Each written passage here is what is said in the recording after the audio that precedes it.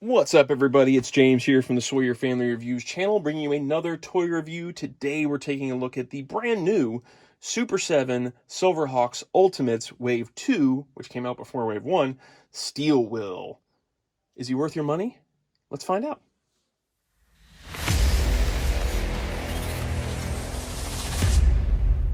As always, let's take a look at the packaging first. Just like with all the Super 7 Ultimates figures, Steelwill comes with a brown shipper box. I remember back in the days of Motu Classics when the shipper boxes were first introduced, where so many people were complaining about the packaging, and then we had white shipper boxes, and they eventually switched to this brown. And it's kind of cool to see that this is still something that's happening. We still get these shipper boxes all these years later. Silverhawk Steelwill on the front, on the back a bunch of stuff, choking hazards and stuff. Inside that is your standard Super 7 style packaging with the slipcase. This is very, very shiny. I had to kind of get it turned a certain way so it's not just blinding you with the glare. But it's got the Silverhawks logo embossed on the front, and then the Silverhawks name style logo embossed on the back. And then up top is also an embossed Ultimates logo. So there's that super shiny silver overlay taken off. Inside, we've got Silverhawk Steelwill all laid out inside his packaging. He's got blue highlighting along the sides that goes up into kind of this Starfield look. And again, that silver Silverhawks logo on the bottom, Ultimates logo up top. And then the back of the packaging features it's tough to see again because the light is just picking up. The reflectiveness of this packaging is just making it almost seem like it's dark, but it's really cool in person. It's got sort of this chromed, really shiny silver effect, and it's got this cool image of Steelwill on the back and a brief write-up about him. Silverhawks Sergeant Steelwill is a human law enforcement officer modified into a Sarborg? Steelwill is a human law enforcement officer modified into a cyborg to withstand the effects of hypertravel through space. This grants him enhanced strength, agility, and speed. Unique among the Silverhawks, his faceplate is a football helmet, unlike the hawk-like covers of his teammates. He has built-in wings for atmospheric and space flight, as well as being shown to have built-in fire extinguisher. For combat, he has a built-in laser within his arm, and retractable talons in his feet for attacking while flying. He and his sister, Steelheart, have an enhanced psychic bond, enabling communication from vast distances. So that's the whole write-up. I really dig the packaging. I like the Super 7 Ultimate style packaging. I like that it's collector-friendly. Some people are kind of tired of this whole design and stuff, but I still think it's cool. I still think it's fun. I especially love the fact that we've got a big giant window in the front, unlike certain plastic-free packaging where you can't see the figure anymore. But you don't care about the packaging all that much. I've shown it to you. Let's get into the figure. So we got Steelwill out of the box. Let's talk about all his accessories and everything first before we tackle the figure. First of all, hands, because that's the least important thing to me. I put one set of hands on and I'm done. I usually pick out the ones I want and the rest go in a bag. But with Steelwill, you get a set of open hands on the figure, and then 4 additional sets that are included with the figure. So you get a set of these hands that are sort of high-fivey flying hands, where the thumbs kind of with the fingers, a set of gripping hands, a set of fist hands, and then a set of trigger finger hands, because he comes with guns, so you want to have trigger fingers. These are all well sculpted. It's cool to have a full set. They're not actually painted. It looks like they were all molded in the color plastic they are, so when you're putting a weapon into a hand or something like that, you won't have to worry about paint wearing off, it doesn't look like. The next big accessory he has is his attack bird / companion bird, whatever you want to call him, Stronghold. You get 2 versions of Stronghold. You get one with the wings out, and you get one with the wings down. These are well painted and well sculpted. I like them a lot. The one with the wings out has the beak opened up, because he's the attack version. And then the one with the wings down just has his beak closed. They both have the sort of soft plastic used for the grips, so that way you can get it around the arm and not feel like you're going to break off the clips. That was one of the things, too, about those old Silverhawks from Kenner, was you always had to worry about breaking those little claws that went around the arms. It's kind of tough to balance him with the wings out version, but just goes on there. I know that some of the figures include both versions of the birds, with the wings open and with the wings down, and some don't. Like Stargazer doesn't have both versions. He's only got one version of the bird. The cool thing about that is that maybe one day if they do the Mirage, one of the cool things about the old Kenner Mirage was that you could clip the companion bird above each of the Silverhawks pods. So it'd be cool to have one set of the birds permanently on the Mirage and one set with the figures. All right, the next things he comes with, you stay right there, Steelwill. I'll worry about the extra heads later. Let's talk about the guns. So there's 2 guns that he comes with, and these are from the same episode of the cartoon. There was the Screamer, which is this version of the gun. It has this part that pops off in the front, so you get another attachment here, and that plugs on as well. So one is an open mouth, and one is a closed mouth. And yes, this is a gun that made like a sonic noise, if I remember right, like screamed. It's silly looking. But if you take this off, then it just looks like a gun. You don't have to have that big mouthpiece on there. And that is, both of those are keyed too. So they're keyed to only sit in a certain way. There's a flat spot on one side and it's rounded on the other. So you have to match that up when you're plugging it in to make it go in there right. Again, well painted. And the other gun is the Steamer. And this one could heat things up. And it has a little attachment here with like a sort of flame energy effect going on. This is a cool gun. But they're both just kind of cool guns. Even if you take the effects off, especially those mouthpieces.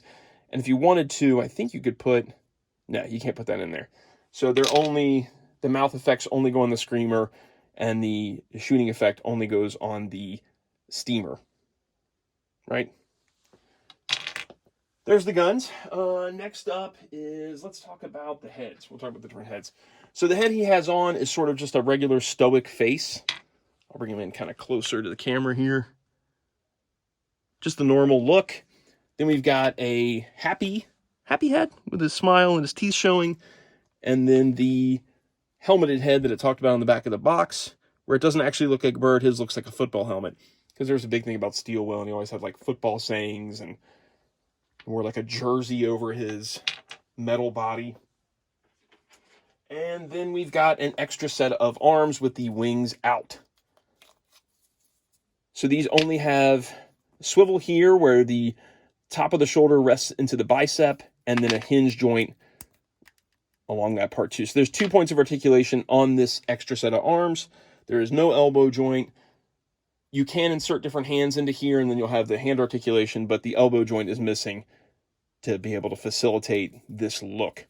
Instead of doing like Ramen did with their Silverhawks, where it was just separate pieces and then you plug them in, Super7 went the route of doing switch-out arms.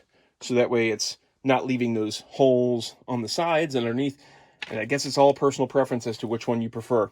One thing I would have liked them to do when it came to these wings, though, is to include a fabric set, like the old Kenner figures. I think that would have been the best of both worlds. So you could have had this set to go on there if you like sculpted wings without the wings, or you could have had a fabric set to put on there. So that way it's a little bit more like the Kenner figure. And maybe that's something they're waiting to do, to eventually maybe do Kenner versions, just like they're doing LJN versions for Thundercats. Maybe that's the plan. One other thing I want to show you on these arms before I start switching some stuff out and showing you how it looks was these energy effects.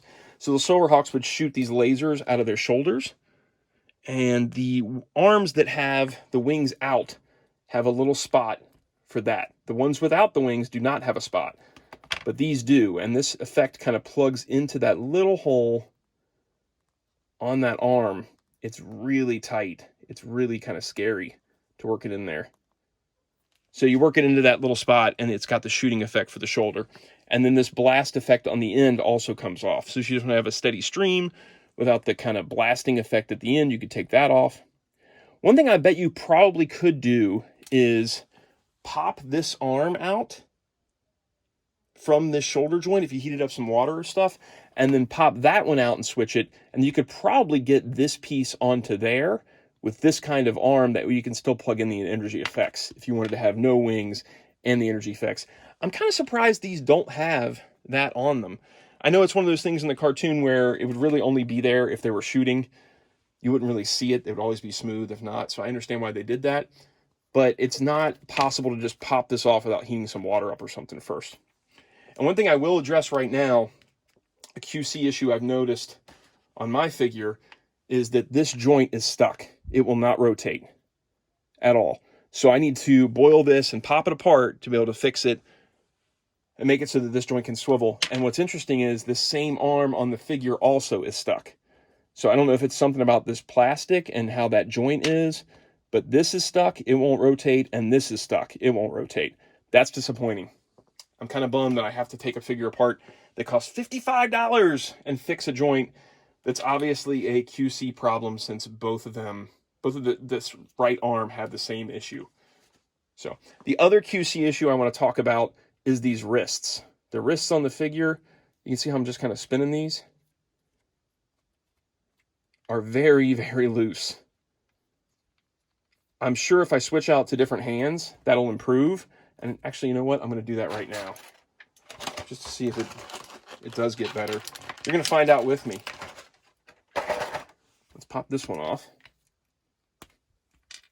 And we'll put this one on there. It's still pretty loose. Yeah, that's disappointing. And that is in all the way. So he does Super7, man, with the loose joints. I don't get it. I don't get why we're still getting loose joints this far into Super7 doing ultimates. Like, how is this not under control yet? Come on, guys. You got to get better. You got to get better. I love Silverhawks, and when I bought the Ramen Quicksilver, and I was like, maybe this will be enough for me. But when I saw these figures, I was like, dude, I still love Silverhawks. I love Silverhawks as a kid. I want to get these figures. Despite some QC issues on one of the Wave of the Hurdles and other QC issues I've had over time, I still want to give them a chance. But when you got stuff like stuck joints and super loose wrists, that's really disappointing. All right, I'm going to get all my disappointment stuff out of the way. Let's do all the disappointment stuff all at once. The other disappointing thing is his coloring. Steelwill is not this light. This light blue. I don't mind it not being chromed. I'm okay with that. I understand that the old Silverhawks Kenner figures had limited articulation, and so the vac metallizing made sense. It also was a kid's line. They didn't care about how those figures would look 2 years from then. They only cared about how those figures looked and played with immediately. So those old Silverhawks figures, the chrome is wearing off and it's chipping and stuff. It's kind of tough to find them in good shape. And a figure like this, where you've got all this different articulation and you've got these sort of softer pieces like this, the diaper piece, it would be almost impossible to vac metallize that. You could do like a chromed paint. I know there's a lot of things you could probably do to get around it, but I don't care that much about losing the chromed. I understand this is supposed to look like the cartoon, and it didn't look chromed in the cartoon either. They had to just paint it. It was just painted. So I'm okay with all that, but I'm not okay with how light he is. There's no reason he should be this light. The promo pictures were not this light. I'm going to bring in Bluegrass. Now, Bluegrass is a light color on the cartoon. So he makes sense to be this light. And I'm kind of fine with Bluegrass's coloring. I'm kind of fine with Bluegrass overall. I think he's cool. But if you look at this camera right now, they're not that much different in color, and they should be. Steelwill should be darker than Bluegrass. I know they've said that they look at different cells and different references, but even in their promo pictures, he looked darker than this. He did not look this light. So that's a gripe. The saving grace is Steelwill was never one of my favorite Silverhawks. Bluegrass was my favorite Silverhawk. So in that regard, at least I'm getting a Silverhawk that is my favorite in the right coloring. One other gripe. Okay, I got to keep saying gripes. I'm going to bring in Bluegrass here too, and I'm going to get hot licks off of him and all this stuff off of him. So check out this elbow joint. You see this elbow joint? How it's not cut right?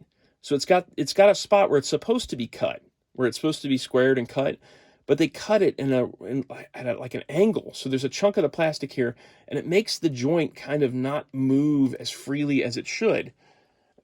I've noticed that the other reviewers online, also their Bluegrass elbow joint on this side is cut unevenly. I know it's nitpicky. I know it's not a big deal, but it shouldn't happen on a $55 figure. And if you notice, my Steelwill is also miscut, where you can tell where it's supposed to be cut, but they've cut the plastic off to the side a little bit, and that makes this joint really hard to move. It's really tough to move that joint thanks to that. This one moves fine because it's cut right. The spot where it's supposed to be cut here is cut correctly. So this joint moves just fine. It does scratch off the paint on that joint when you move it, but this one is not It's not moving well at all, and that's because it's miscut. That's a shame. I know it feels like I'm just tearing these figures apart, but when they're $55, when these are $55, these sort of things shouldn't be happening. Not this late in the line, and not for as long as it took these to come out. We're still waiting on Wave 1. This is Wave 2 coming out before Wave 1, but this kind of stuff should not happen, all right? So that's all my griping out of the way. Let's talk about the things I like about the figure.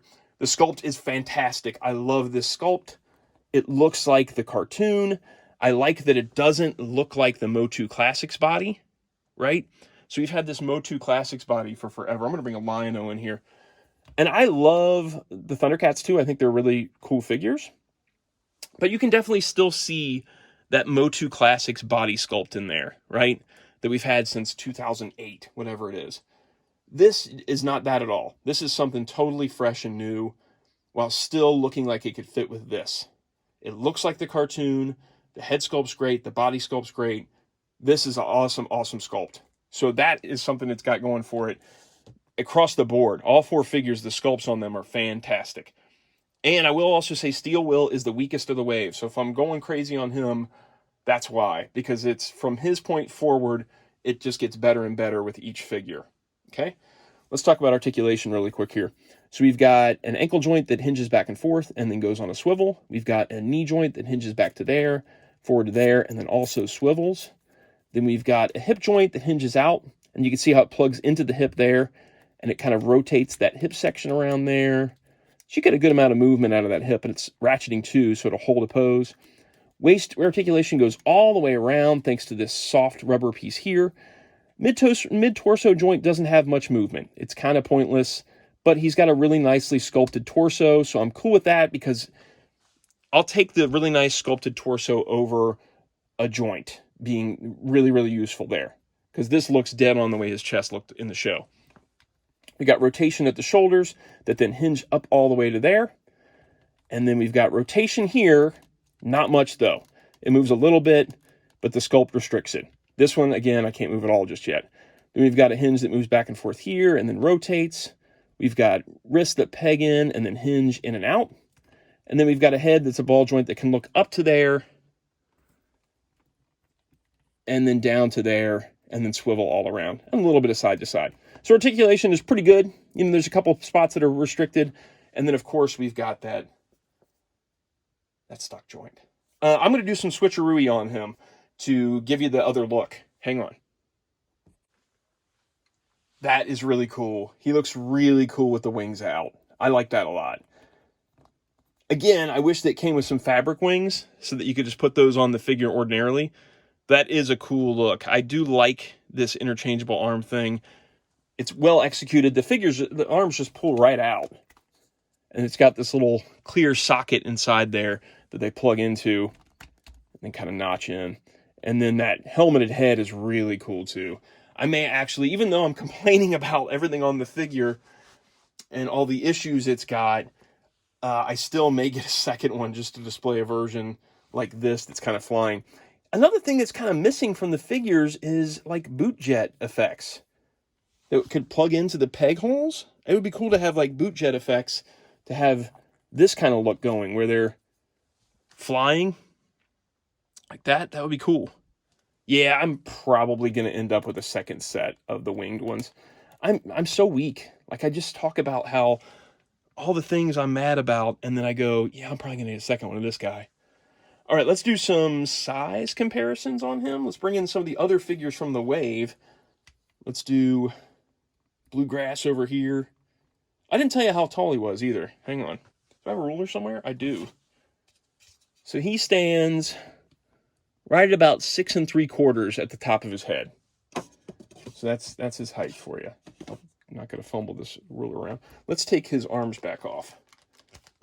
See, I did this all off camera, and then now I'm like, oh, let me just do it while I'm on camera. Make it faster and easier. I don't want to pause the video.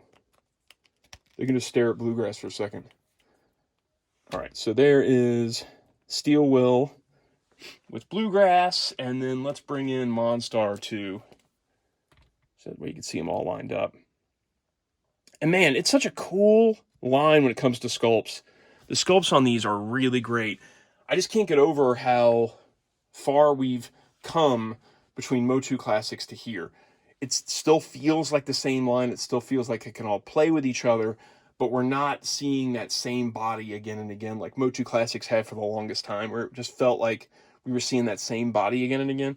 Like, we've got 3 unique characters here, and then hardware, I didn't bring him in this room, 4 unique body sculpts amongst all of them. They don't look alike at all. And they don't look like the old body that, you know, we still see in use sometimes today. I guess not really so much today. They're doing new sculpts on stuff. But it still has that same style of sculpting and bicep and all that stuff, where it still feels very much like the same sculpt, and these seem very unique. Height-wise, scale-wise, he's really cool. Yeah, so gripes aside, I still enjoy the figure. I still am excited about getting a complete line of Thundercats. Or, I'm sorry, a complete line of Silverhawks. I wish he was a better color. I wish he had fabric wings. I'm curious to see if they somehow pull off the Kenner tribute line like they do LJN, and what the excuse will be if they manage to pull off vac metallized plastic on, or vac metallized paint on him, or chromed paint, and why he didn't have it this time. This pearlized thing they've got is kind of cool. It catches the light well. It looks better in person than it did on pictures, but I can also understand the gripes people have as to why they're not silver. To me, he looks like this kind of paint scheme is more like the cartoon, yes, but the coloring is still way off. It's way off for the vintage figure, and it's way off from the cartoon, in my opinion. I think he's just way too light. That's it for this one. If you enjoyed the video, like, subscribe, notify. I plan on doing all the Silverhawks from Wave 1. Eventually, hopefully within the next few weeks, I'll have all 4 of them done. And the chair. I've got to do the chair too. Yeah, I guess that's about it. I'll leave a link in the info section down below if you want to try and order one of these guys. And talk at you guys next time. Oh, follow me on Instagram at Action Features, and subscribe to me here on YouTube. All that stuff. See you guys. Goodbye.